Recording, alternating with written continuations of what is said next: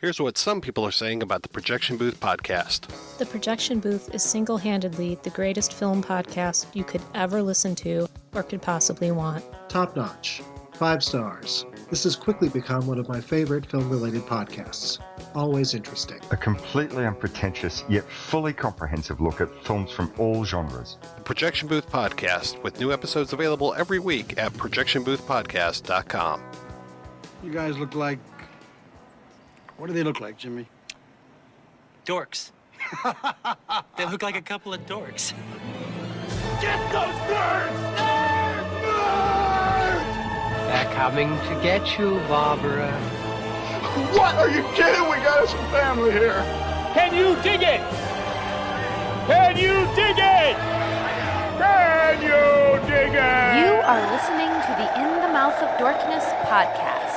Here are Brad, Lisa, Brian, and Darren. Welcome to another edition of the IdModcast podcast. With me is Brian Young, the Turtle Dork. Hey, folks. And also joining us is Lisa Gullickson, wife Dork. It's not about the show. It's about the season.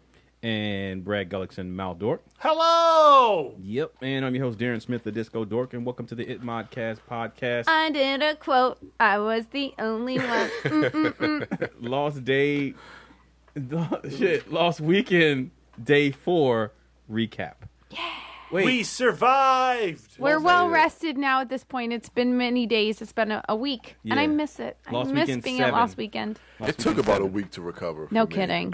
Honestly, what was interesting about this Lost Weekend for the ItMod crew was that there were so many films that the breaks had to be very, very short, and we did not have the ability to record our episodes between movies. Yeah, how we did before. Yeah. So that's why you're getting your concluding Lost Weekend episode 7 days after the event's over. But that's fine. I think we've had an opportunity to marinate. We've been thinking about it. Yeah, I think. Well, I unfortunately I wasn't able to stay the full day the last day, but from looking at the schedule, it looks like Sunday was the latest that you guys stayed, because normally Sunday ends around like 6, 7 o'clock. He crammed another movie in there. Yeah, and it looked like it didn't end till like 9, and I know you guys have to do like the ceremonial, like people who stayed. So what time did you guys actually like hit the road? Well, I mean, I didn't get home till just before 1 o'clock the next day. Wow. Okay. Yeah, I got home like 12:30. Wow. Yeah. And you know, every episode of our Lost Weekend cast, we talk about Andy Geierson. But this guy, man, he killed it this year. This was a phenomenal Lost Weekend. And it's certainly the best Sunday that we've had since I've been going. I would agree. Yep. Speaking of which, the first film to start off Sunday was Contemporary Color. This was the film, the David Byrnes staged event at the Brooklyn Barclays Center to celebrate the art of the color guard. And we saw this one at 10 o'clock on Sunday.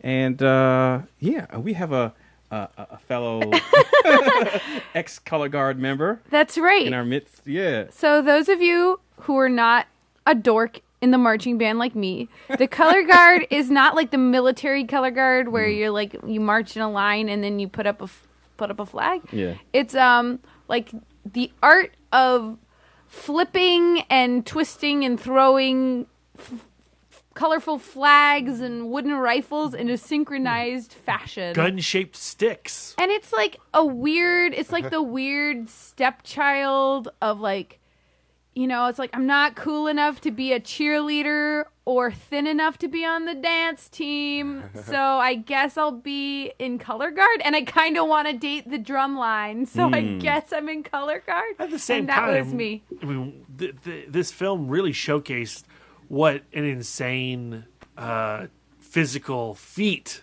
color guard can be. Yeah. It's nutty, and it does consume your whole life. Like when you're in color guard, you're practicing 4 times a week after school. If it's fall guard, you're outside, you're marching.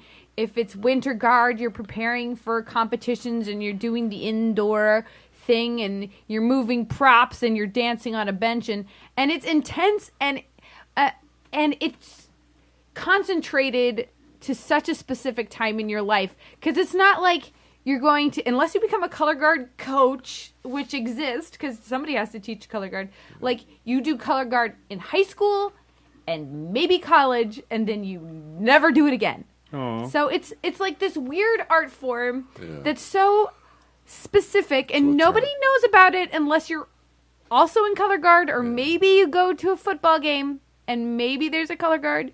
But it's such a weird phenomenon. And it's amazing that David Byrne from Talking Heads saw a color guard performance and was like, I need to showcase this because it is bizarre. And watching this documentary, it really did take me back to that time. Watching these kids get excited and set their flags and do their routine and it just took me back. It was complete, like, it was just sensory overload with the nostalgia of that. Yeah, that's what I took away from it. I mean, it was more so going into it. I didn't know a lot about it, but it felt more like a concert film than like a documentary to me, which was fine. But it was still cool to kind of see these performances combined with like a lot of current pop artists and doing a certain type of pop song. Yeah, it would take like Nelly Furtado and the Mechanicsburg Color Guard team, and some sort of performance art would be captured on screen. Yeah, and to see these, I mean, I will refer to them as athletes. I mean, just to see the skill that goes into it, you know, just the way, the precision and the skill that goes into it, and how they would take these stick guns, I think you referred to them as, and flip them in the air and then catch them on a dime in the right direction. And it's just like, you know, like if I was to flip something in the air, I would just hold my hand out and just hope that I would catch it. But you could tell like they could time it the way they would catch these props, you know, in the right way. It's so fascinating just to watch them. And each high school picked a theme for their show. So like the first team was a tribute to Alfred Hitchcock, and they were, you know, not only twirling guns in the air and flags, but they were spinning around Psycho showers, and they were playing on the jungle gym from the Birds. And then there'd be another team that was like inspired by the terror of an insane asylum. Yeah. So the creativity behind a lot of their performances, I thought was absolutely great to see, because you see that. You would think color guard cheerleading that, okay, they would just kind of do like the whole, you know, rah this, and then it just all comes down to like how good they're in sync. But it's just the way they're able to just kind of be creative with their performances. And I really enjoyed the Ira Glass piece, effort in which he was excited or inspired by the amount of time that these people put into each season, and the way his show would take bits of narration from the athletes and highlight what they're feeling as they're spinning that flag, what they're feeling when they catch that team member. Yeah, and I like that too, because it looks like in each performance they would focus solely or specifically onto one person, and within that performance you would kind of get like that cutaway to them, you know, either rehearsing or you know, like out in their home life, you know, jogging in the street or doing something. So I thought that was an interesting way to connect it on a personal level, to show what that person had to go through to get to where they are now in that performance. I thought that was really, really cool. One kind of complaint I have about this was that it did walk that line between, is this a documentary or is this a concert video? And there were times where I'm just like, well, why don't we just watch the entire piece? Yeah. Because and also there were like these weird moments where there was like artistic interpretation where they're cutting, you know, from the musicians to the color guard and overlaying them, and they also did this one where they had the music and then showed the color guard in slow motion, where it's just like clearly the routine was not meant to be seen in slow motion, so why are you imposing this? Or they did this one weird cut where they like cut to a guy like practicing in his garage, like with like a steam machine. Like there were like weird artistic interpretations where I'm just like, I'm not sure what you're trying to tell me with this. But at the same time, I also loved how it didn't necessarily focus solely on the performers, but also the people putting on the concert. You know, David Byrne, yes, Nelly Furtado, yes, but also the grips and the security guy. Yeah, that was interesting. And the announcer and the audience, and they'd pull audio clips from the grandfather watching his granddaughter. Grandson. Or grandson. Yeah. What I came away with, like the message being, is like Color Guard is the perfect example for like of two things. First and foremost, Color Guard accepts everybody. Because it isn't cheerleading and because it isn't dance team, like nobody's like working really hard to make weight for Color Guard.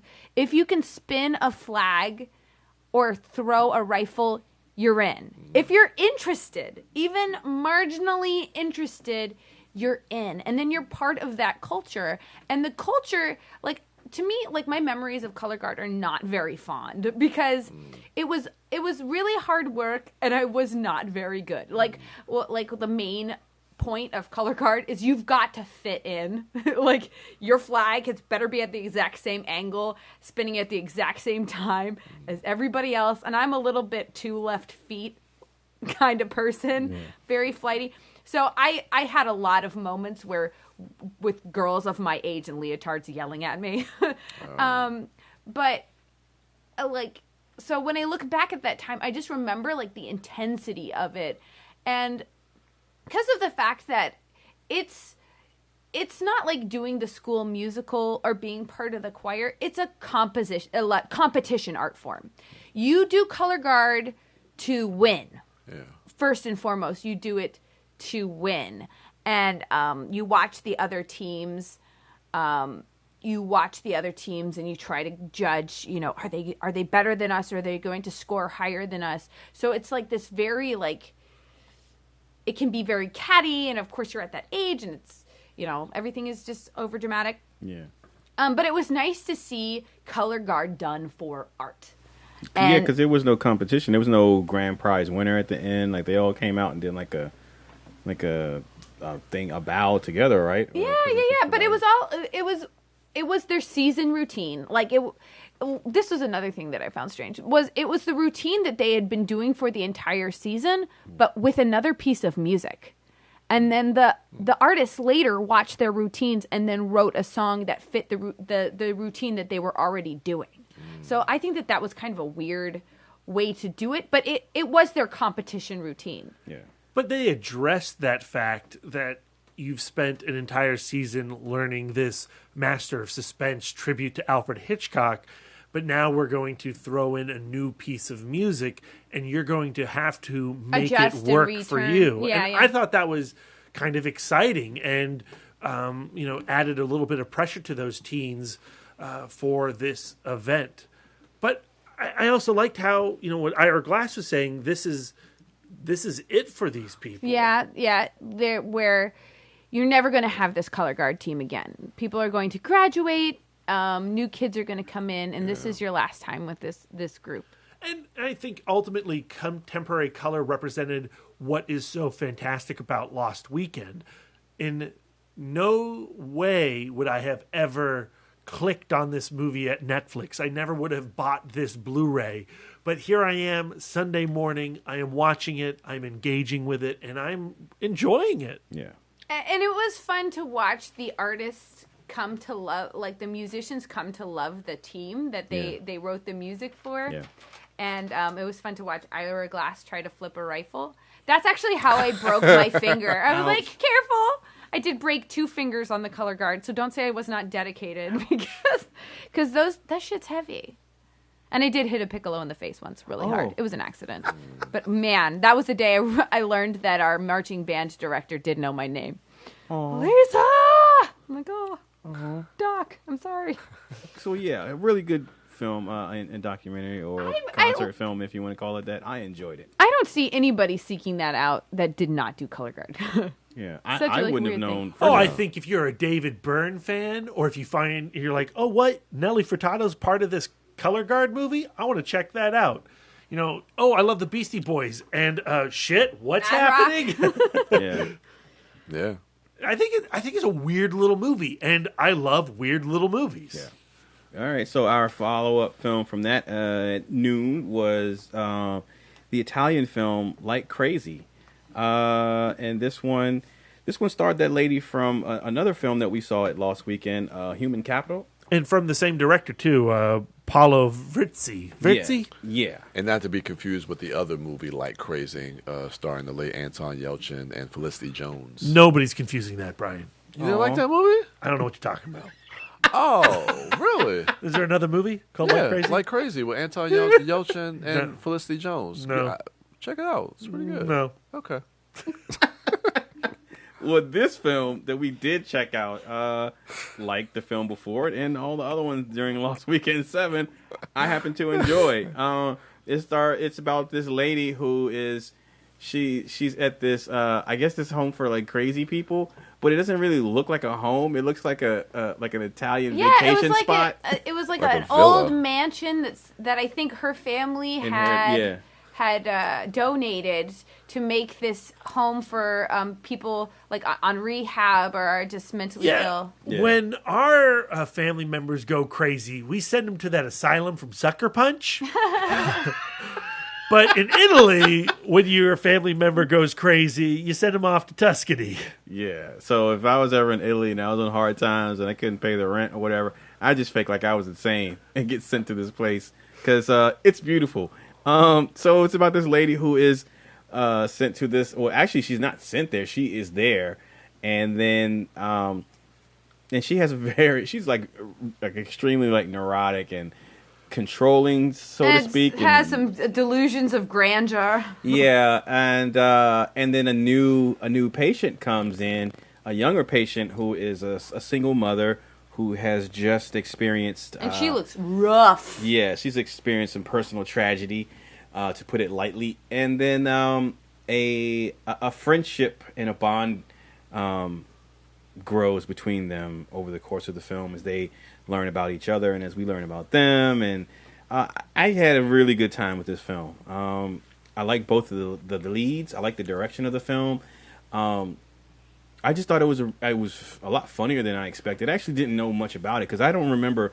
I remember they showed the trailer for this at the announcement trailer event at the Alamo, but I had not retained any of what I had seen. The trailer didn't really tell you what the story was about. You know, the chemistry between the two actresses is fantastic. Yeah, that's great. And you know, they're endlessly watchable. Funny. She's certainly funny and charming. With her rat-a-tat dialogue, Valeria Bruni Tedeschi. Yeah. But there is some real pathos to her performance as well. Mm-hmm. Behind all her bravado is a lot of insecurity, and in her mothering of Zappa,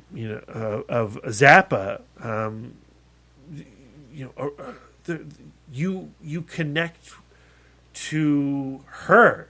She's so abrasive at first, Beatrice, but her love that eventually grows with Zappa, your love for her also increases. Yeah. And you really end up caring for both of these people deeply.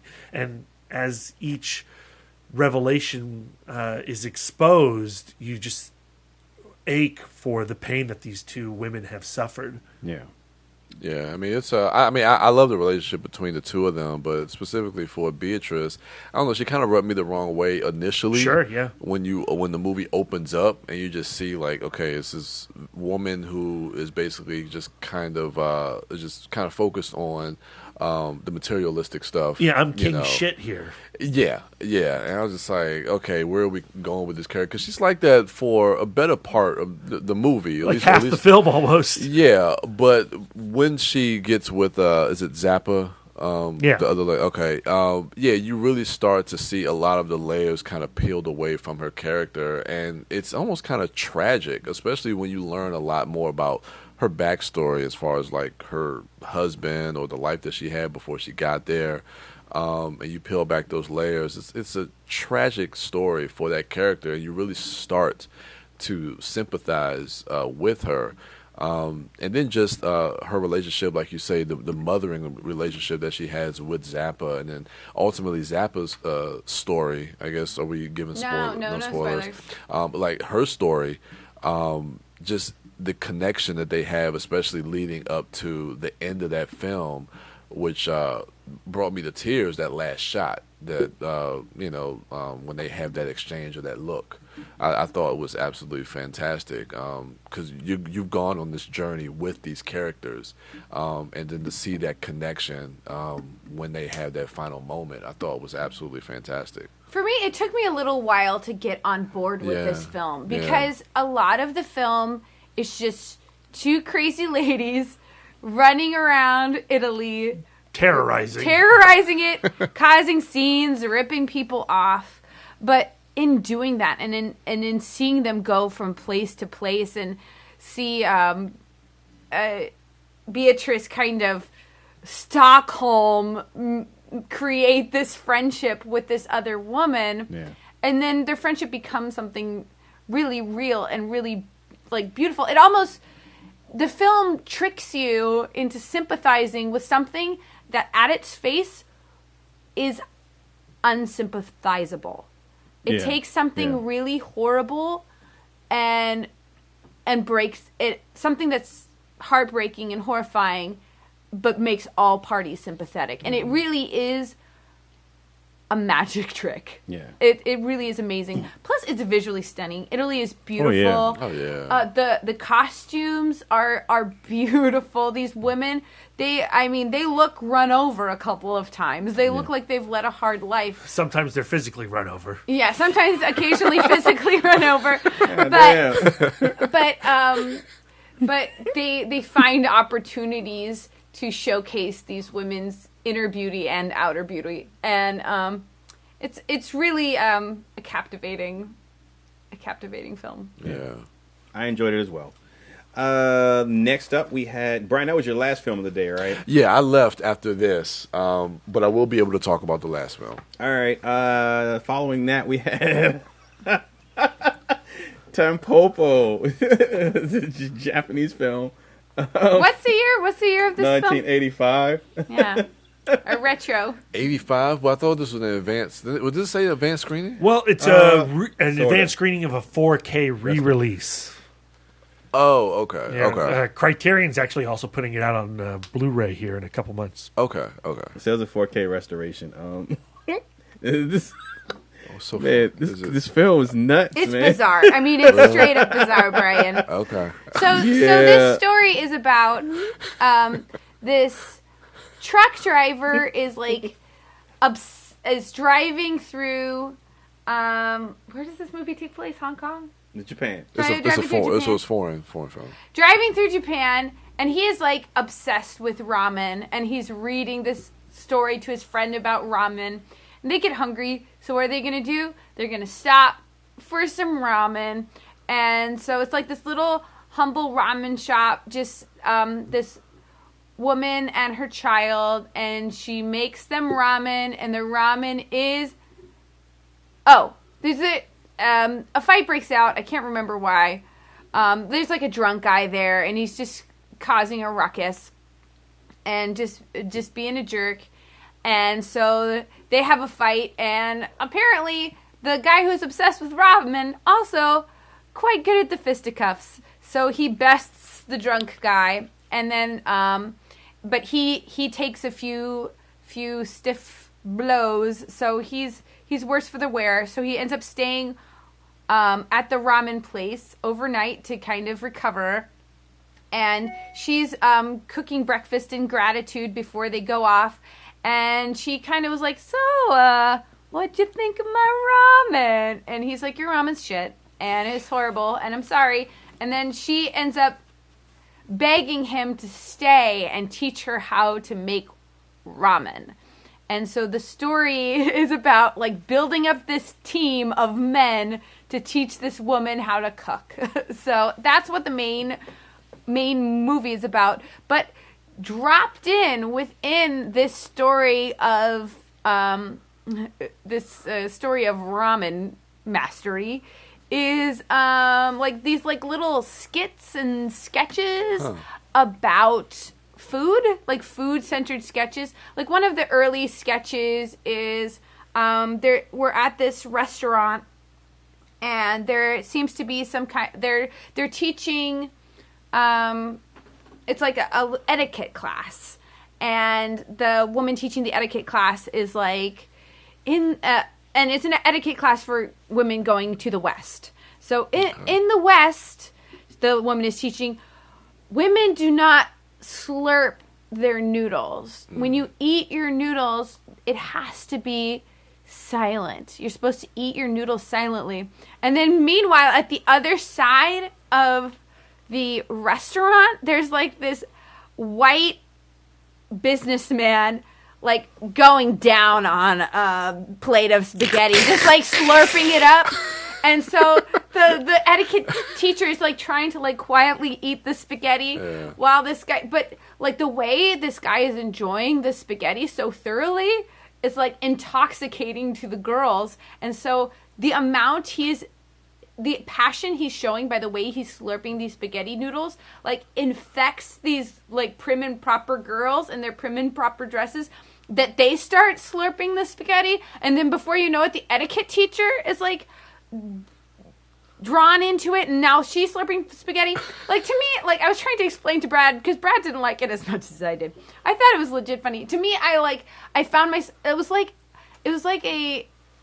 watching a Monty Python movie. Okay. It's like a Japanese Monty Python. I thought it was really pretty funny. I liked it. It talks about, in my opinion, or what I take from it, is it deals with like the idea of tradition and discipline. Mm-hmm. And so, especially within Japanese culture. And this film is a Japanese film, but the film looks at, okay, there's a tradition that, there's a tradition that, when you make a food, or when you make a dish, and when you make this type of dish, this is how you do it. And this is the way it's made. You have to do it in this way. Like they have like they have like a montage, like training sequences and everything.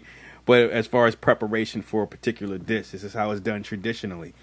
And then you also look at the discipline of, well, in this culture, this is how you are supposed to eat.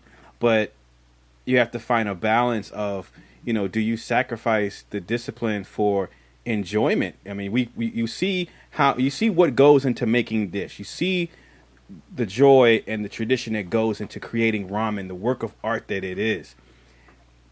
But do you sacrifice truly enjoying everything that went into that for being quiet? Or do you just say, all right, I'm just going to give myself over to this food. I'm just going to enjoy this food. I'm going to enjoy all the hard work that went into this food and not care about the rules or whatever. So you see the English gentleman down, across the room in the restaurant. And he's, like Lisa said, he's just going to town on that spaghetti. He's not worried about what anyone thinks. He's not worried about if anyone hears him. He's focused on that food and how it tastes to him. And so I think the film, it's like but it's not like overly reverent. It's not played to be like. Oh, I don't think it is. No, but I'm just saying, like, those are some of the ideas that I picked out from the film. Like, in watching this so close to like Babette's Feast, another film about indulgence, and this film also talks about the sensuality of like like how some people take their indulgence of, in this case, an egg. Oh my to God, very sensual levels. Yeah, so another like scene of sketches is like there's like this guy, and he wears like this ivory suit. He's clearly like I interpret him, he's like some kind of gangster. Yakuza. Yeah, he's a Yakuza. And but he has this passion for food, and so there's like this like crazy like bizarre sex scene where he's like licking whipped cream off of this girl's nipples, and it just keeps escalating and escalating to the point where there's like this point where he has like a glass bowl of like live langoustine, which are like these like little lobster little guys, and he like puts it right on her puss, and there's like these flipping crustaceans like up against her body. Like it's bizarre. It's bizarre, and it's hilarious, and it's disgusting. Brian, if you ever want to have an egg, I will pass it to you in the most erotic way. Their parting kiss is the man takes a raw egg and he cracks it and he separates the whites and the yolks. You know how you do that? And he puts the yolk in his mouth, and then he rolls his head and he pours the yolk into her mouth. And then they pass that yellow yolk between their mouths. So they're snowballing an egg yolk. Yeah. It is horrible. And actually... What the... Why are these the movies that I miss? It was like so... It was so bizarre. But I don't know why. I could not connect with this movie. There were some really... Like, to me, like, there were some things where I was just culturally... I'm just not going to be able to watch this. And there's one moment where they show the butchering of a live turtle. Yeah, they do kill a turtle on screen. Kill a turtle on screen. And I'm not a vegetarian. His name was Michelangelo. No!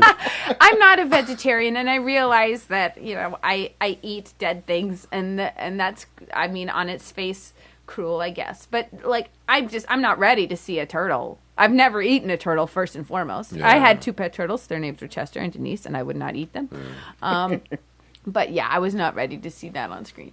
But I don't know. And I did ultimately find the story between Dandelion and Goro, the truck driver. I love how you say his name. Thank you. That's how you say his name.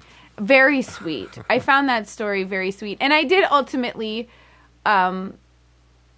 find myself going like, I hope this is the moment when she makes the ramen.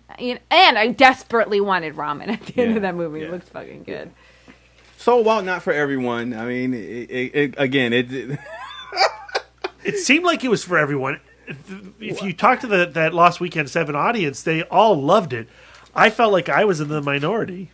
But for whatever reason... Because it's not for everyone. I just could not connect to the story of teaching this woman how to cook. And I get it, and that's cool. I understand. That's cool. That's why I said it's not for everyone. It's not for Brad. But I think the one thing that I found like that really bothered me was they end up reconnecting with the drunkard from the beginning of the movie. I can't find his name in my notes, but it turns out like he has one more fight with Goro, and they just decide like they just men like. Okay, it's a tie. We're both very manly. Mm-hmm. And it turns out that he does interiors. And so he's like, okay, well, I'll help redesign the ramen place so people will want to come. And so they're having kind of a last tasting before they really starting the restaurant proper. And so they taste the 5 guys. They get a noodle guy. They find a broth guy who happens to be a homeless former OBGYN. I don't understand how that fit in. And they found, a meat guy. They get all the 5, the however many guys, and they're all eating. And they're all like, they taste it. And somehow after all the work she's done, it's still not quite there. And then the interior guy, the former drunkard guy, was like, scallions. You should do some like chopped up scallions and do scallion ramen like my mom used to make. And so she does the chopped up scallions, and they're like, that's it. And I was just like, really? Did you have to give him like the final say and the final ingredient that's going to make this ramen? I really wanted her to have the satisfaction. Like, we've watched this whole movie of really rooting for her to solve the ramen conundrum. Yeah. And then, like, some drunk interior designer is like, I've got it. Scallions. Go fuck yourself. Sorry. I had to get that off my chest. Like I said, not for everyone. The following film was another documentary. This was another advanced screening, which were there were many at Lost Weekend 7 this year. And it was a documentary called Swagger. A teen movie documentary. Swagger carries us in the midst of the astonishing minds of 11 teenagers growing up in one of the most underprivileged neighborhoods in France. And despite their life difficulties, Aulnay's and Severin's kids have dreams and ambitions, and no one will take that from them. This is interesting. Just from an outsider not being there, the synopsis of that documentary sounded pretty interesting. But then, like, after Lost Weekend, I go on Letterboxd and I look at everybody's like rankings and their list, and Swagger was like at the bottom of a lot of people's lists. So was it good?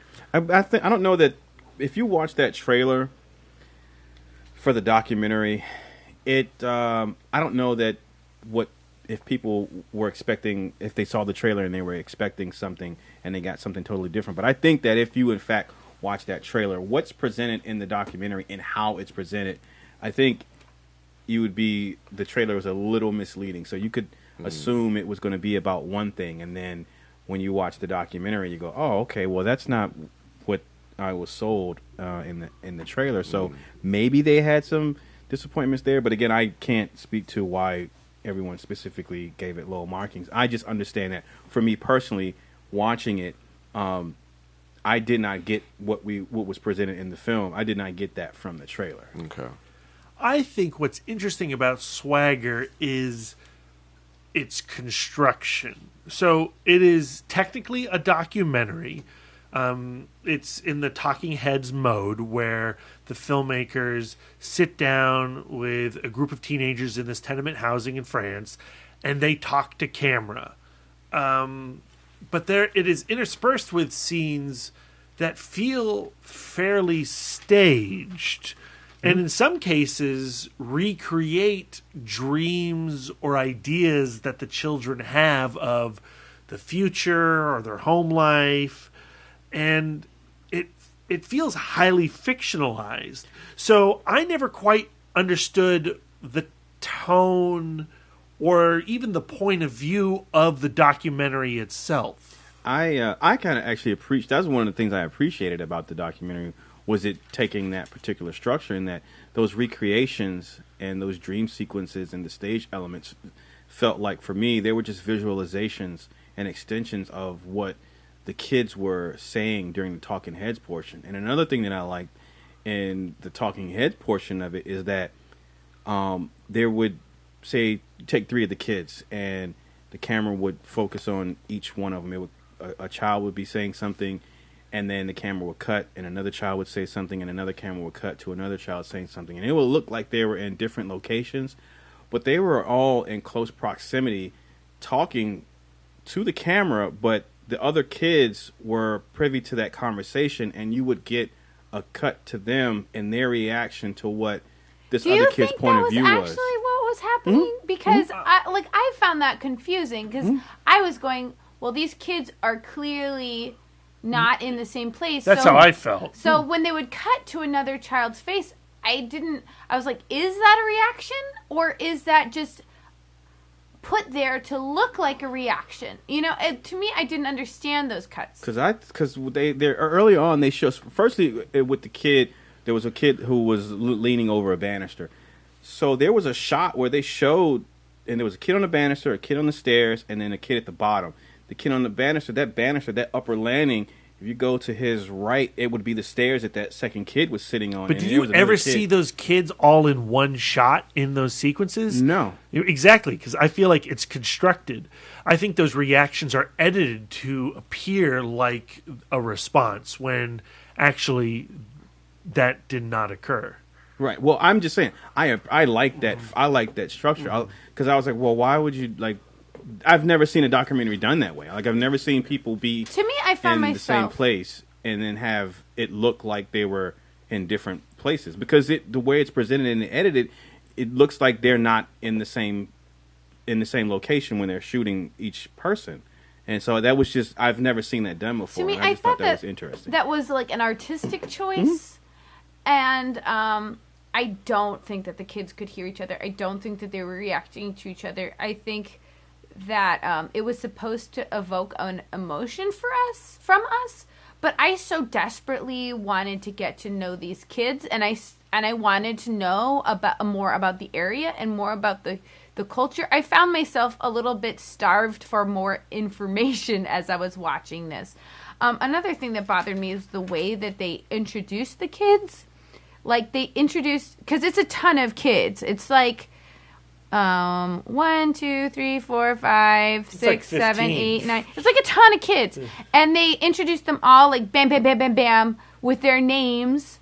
And then you, really quick, like, I am Regis and I am into fashion or whatever. And they would introduce them bam, bam, bam, bam, bam, bam, bam. And then you'd never get their names again. And so as a note taker, I'm just like, I don't know where to file this because I don't know this child's name. Yeah. You know what I mean? So I wanted to get to know the kids a little bit better. And because you had so many scripted moments, when a child said something very profound, I found myself going, did that kid actually think that, or was that kid told that? Prompted to say that. Yeah, I don't know. It was a fascinating watch, and I would really love to delve a little bit deeper into the process of the making of this movie. But at the end of the day, I thought it repeated its points too often, and I found myself checking my watch. I was like, I get what you're saying, and now what? Though I loved Regis. He's my hero. I mean, I liked a lot of the kids. A lot of the kids. And I think if you had done Swagger over the course of a season of television, you maybe could have done this subject a little more justice. But what Swagger ultimately ends up being is just a snapshot of these teenagers' emotions in this building.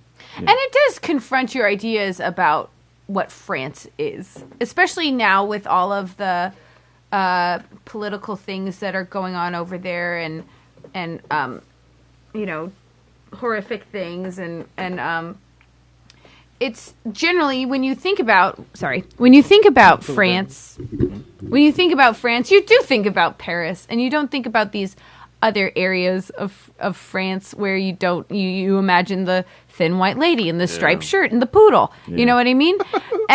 And it was interesting to hear these kids talk about how they've lived in France, some of them their whole lives, some of them had just moved there and they were separated from their families. Their families lived in India or Africa or wherever.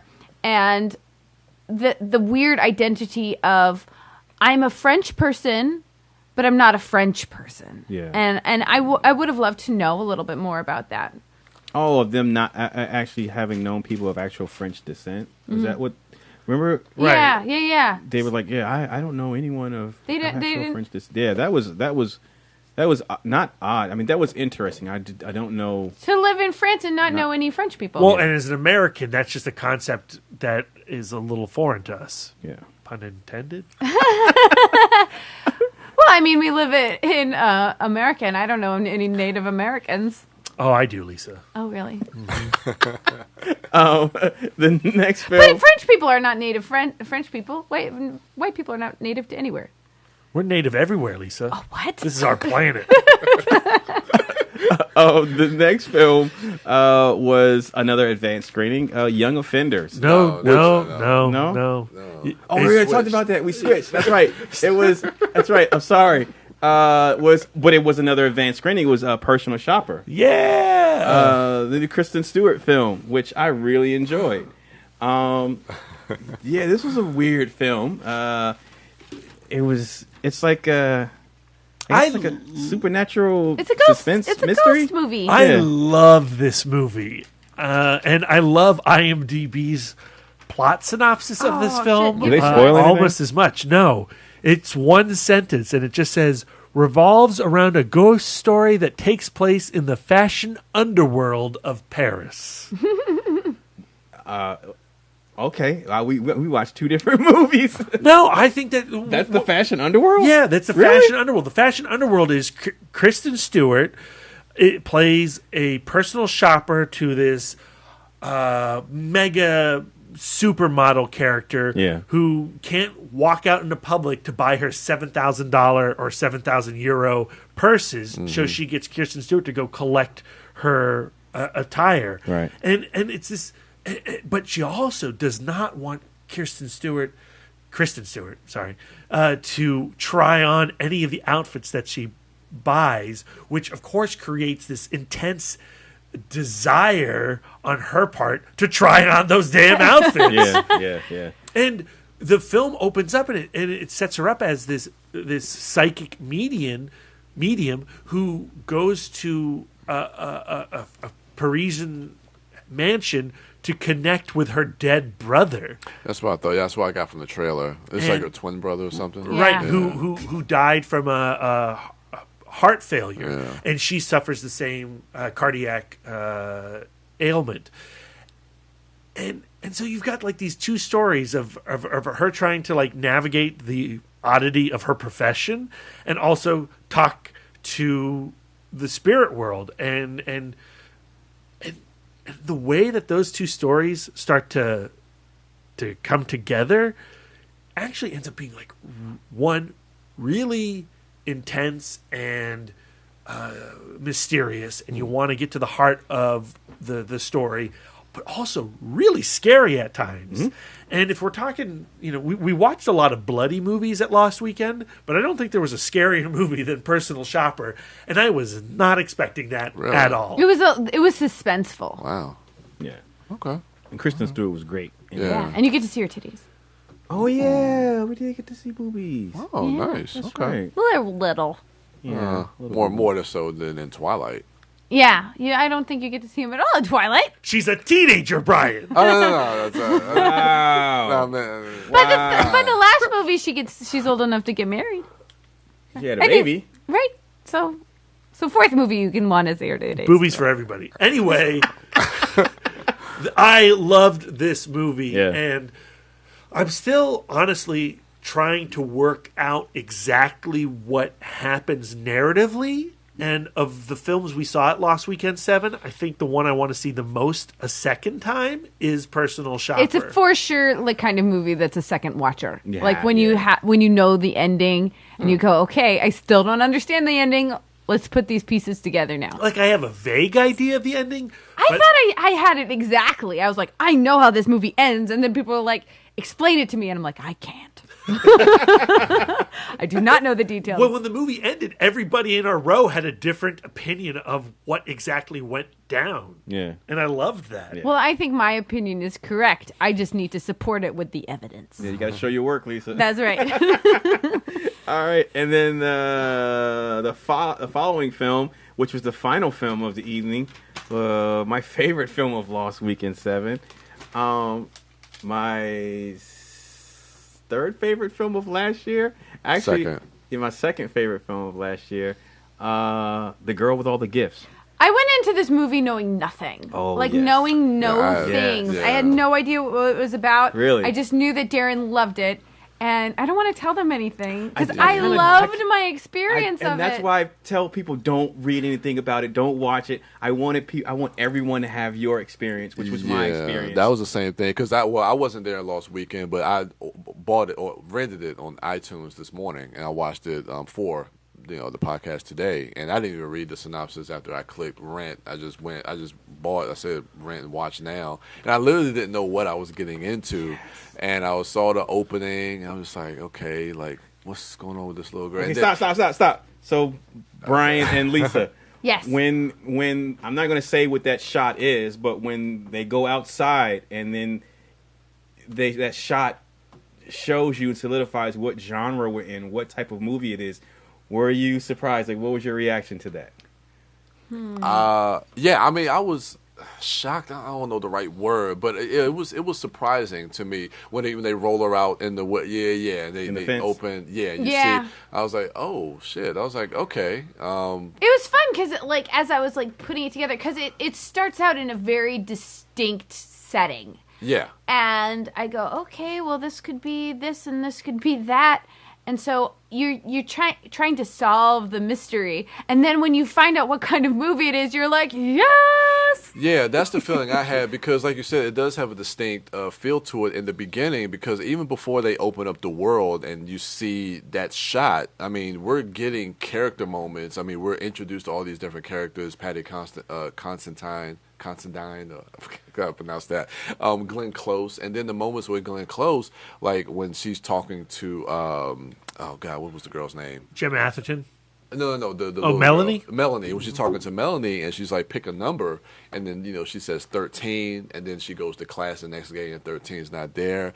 And then just to kind of see, like, how she's processing everything, and then, like, she says, pick a number, and she's like 4. Like, I'm like, that's her number. Like, I know that's her number. And then you pull back. So you're getting, like, this full story before you even open up the world. And it's just like, oh, wow. Like, so let's talk about Melanie first. Can we? Go ahead, Can we Darren. talk about Melanie, please? Do it, Darren. Okay, because, again, this is my second time seeing it, but my second time seeing it solidified Melanie as probably one of, if I was at gunpoint right now, I would say she's my favorite character in a movie ever. Oh, okay. Wow.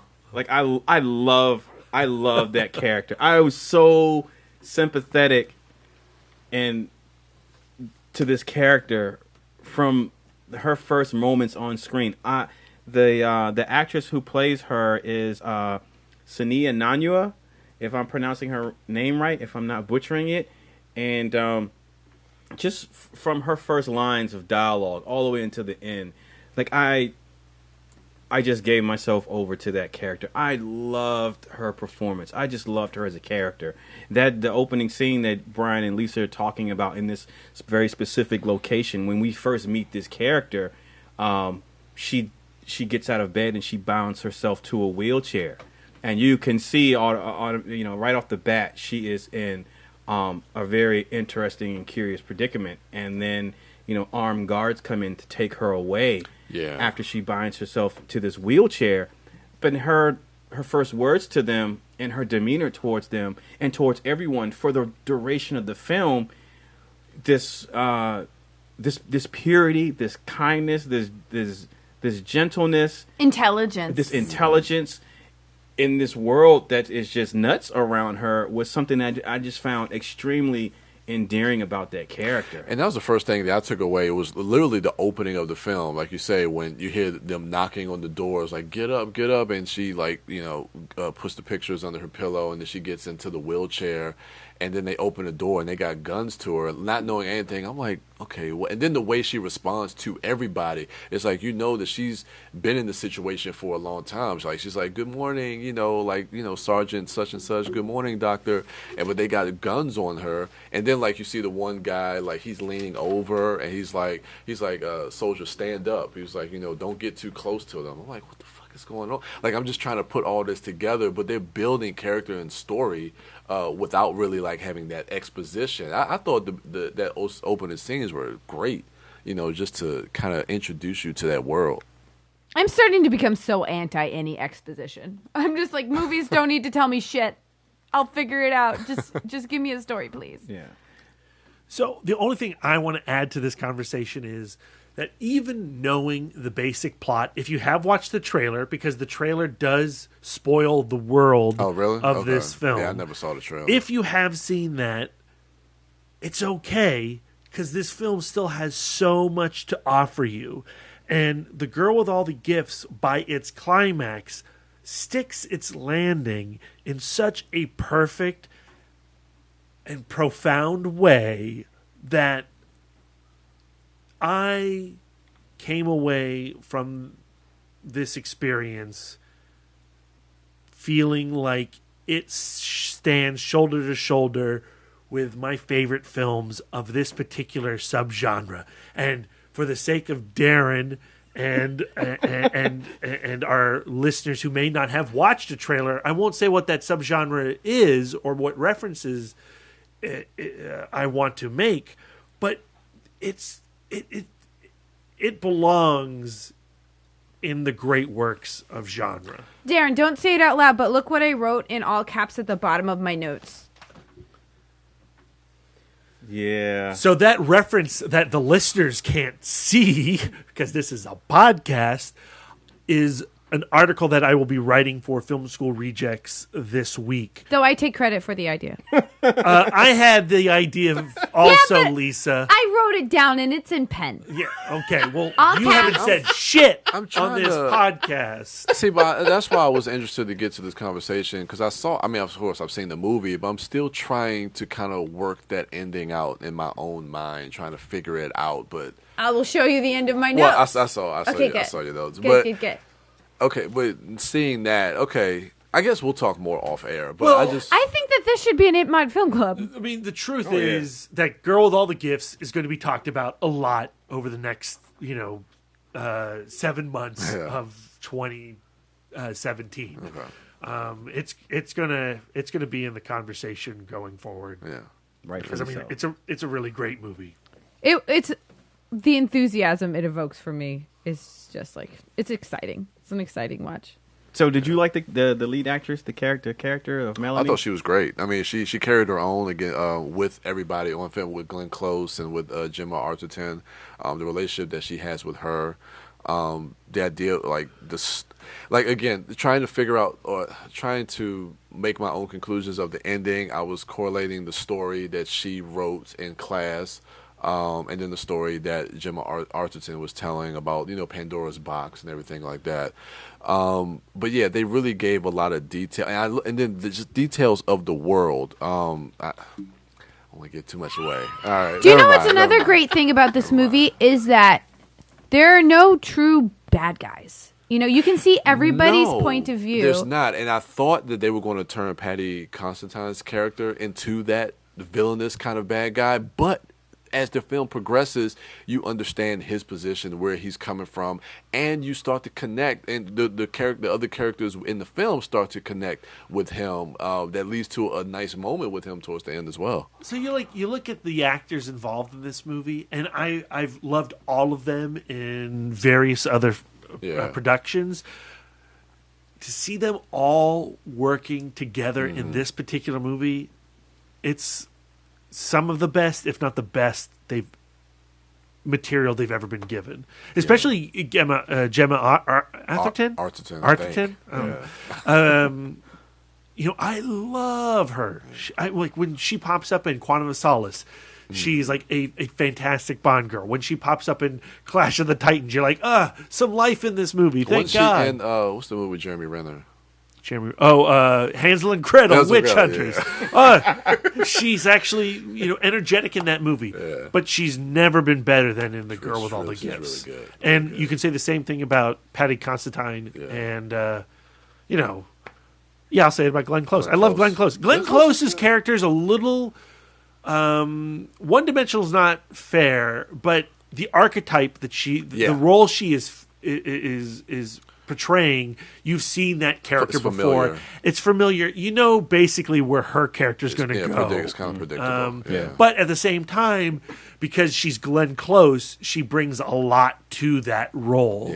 And ultimately sells it fantastically. Yeah, I don't want to give anything away. I like all the actors, even like the other soldiers that were with them. Yeah, it was. To me, it's all about the ending. And if the film had gone in any other direction, I think I would have been like, oh, that's a cool little flick. Okay. But that ending is what makes it something special. Yeah. I'll talk about that off air with you. Yeah. Figure out. All right. And, work that out. And with that, Lost Weekend 7 came to a close. Ooh, I wish I was still there. We had our ceremonies. We got our trucker hats, took our pictures. We said our goodbyes, and then we made our way home. And then I started editing and posting. And so... Thank you, Darren, for editing and posting. You're welcome. And thank you, Andy Garrison. Thank you, Film Club 3.0. Yes. Thank you, Alamo Draft House in Winchester. Thank you all the cool people who sat with us. Some of our favorite ItMod friends who you've heard on this podcast there. Lindsay Thomas, Decree of Freya was there. She's been on the podcast. The Sears, Emily and Ryan. Ryan had a dope birthday at the freaking How That's cool was right. that? Chris was there. Thank you, Julie, for putting our personal our personal journals together. I got a freaking my Enter the God. Dragon journal. Yeah. I got How a dope is Hook that? journal. Yeah. We got a Turtles journal. Yeah. So thank you for that. I think that was Julie and Bella did that. Yes, they did. Thank you, both of you, for that. The Alamo Draft House has always and continues to show it my love, so we owe them a debt of gratitude, and Home we are away very from grateful. home. Yes, so thank you. We look forward to Lost Weekend 8, and Lost Weekend 9. I'll be at Lost Weekend 9, and if something happens, I'll be at Lost Weekend 8. Well, will it be on the same weekend? We don't know yet. Yes, Andy, please make that happen. We don't know yet, so we have to wait. I want to go. It's about 6 months away, so don't. I dig your positive vibes. I'm going to feed off of that. Look, you might be able to. You might be able to attend both, so you might be seeing 50 movies. OD on film festivals. That's how you go. If you want to go, that's how you go. You die. You OD on movies. So I'll take that. But yeah, so check out the podcast recap episodes of Lost Weekend 7. They're up now on iTunes and Podbean, and also on YouTube, our YouTube channel. Yeah. This one will be up short. Well, you're listening to it. It's so weird. This time travel shit, man. Fried your brain. So yeah, you can follow Turtle Dork at the Turtle Dork. Well, hold on. I want to talk about just like we went through 3 days and 4 hours Our of rankings? intense cinematic movie watching. Mm-hmm. And we've talked about how it's one of the best Lost Weekends, if not the best Lost Weekend that we've experienced since year 3. Yes. Give me your top 5 from the festival. Like, what are your favorite movies that we saw? Let me pull up my litter box. I mean, I can tell you right now because I prepared for this shit because it's my point of view, and I have my top 5 here. Okay. But my favorite film of the festival was Colossal, Yeah. which will be coming out in a couple weeks. Yeah. So, listeners, you're definitely going to want to take a look at Anne Hathaway's Kaiju Romp. Yeah. It's something really special. Girl with All the Gifts is my second favorite. Okay. I was surprised at how much I really, really, really enjoyed My Life as a Zucchini, the Oscar-nominated animated film from last year. That was much more of a heart-breaking character piece than I was expecting from an hour and 6 minutes. Mm-hmm. And rounding out, I would say Personal Shopper was my number 4. Okay. And Buster's Mall Heart was my number 5. I loved that retail horror story. Okay. For me, I guess while Darren and Lisa's pulling up their lists, mine's I'm just going to give kind of off the cuff, but I have a solid idea. And I saw 20 out of the 23, so I missed 3. But out of those films, definitely, and in no particular order, but my top 5s were definitely Colossal. I would say Alive and Kicking, the documentary, because I love swing. I love swing dancing. I thought that was an absolutely fantastic documentary. I would also say I, Daniel Blake, really got to me. I really connected with a lot of those characters. The relationship between Daniel Blake and the single mother, I thought, and then her personal story. That's 3. Life as a Zucchini blew me away. Was not expecting that. We did a lot of crying in row 2. Yeah. That's 4, and I had another one that was in my top 5 that I just cannot think of right now. The Bad Batch? No, it wasn't the Bad Batch. Shit, I literally just had The Young Offenders. I do like the Young Offenders, but I don't think it was top 5 for me. But yeah, The Lure. No. Oh. No. Don't say it like that. It was 3, psych. No, it was not 3. 3 was the worst. I'm sorry, Johnny Toe. Yeah. But those are 4. Those are some of my faves. Okay, well, we know that my life is horrible, and therefore I missed Thursday and a lot of Friday. But my top 5 is 5 was rewatching Tony Erdmann. That movie is so much better on the second watch. So funny. And this crowd was so great. I had so much fun watching that. That was so fun. So Tony Erdmann is my 5. 4 is Personal Shopper. I really enjoyed that. 3 is Women Who Kill. That was the movie that we sponsored about 2 exes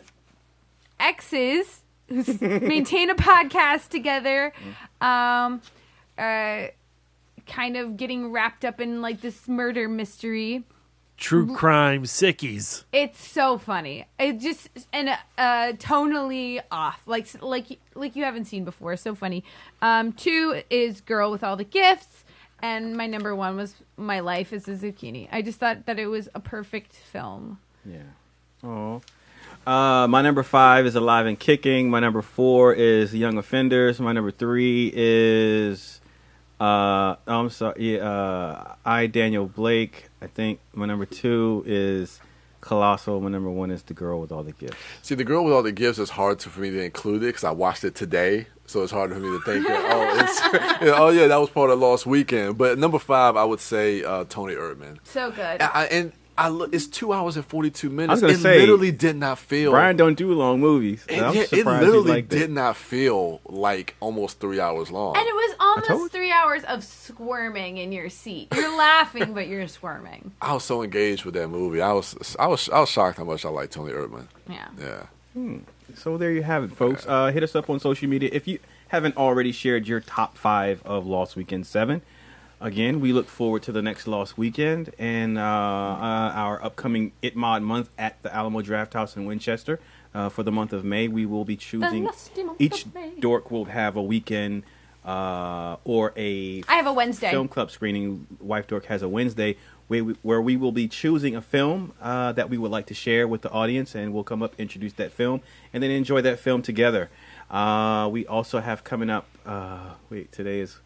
When is this episode? Is this coming out? This is coming out on Wednesday. So we have our Fistful of Whitewashing coming out. In honor of Ghost in the Shell. Yeah, in honor of Ghost in the Shell. And check out our review cast, if you haven't listened to it already, of the Power Rangers. And be on the lookout. Oh, actually, it's already out. Our most recent ItMod chat cast with Ted Gagan.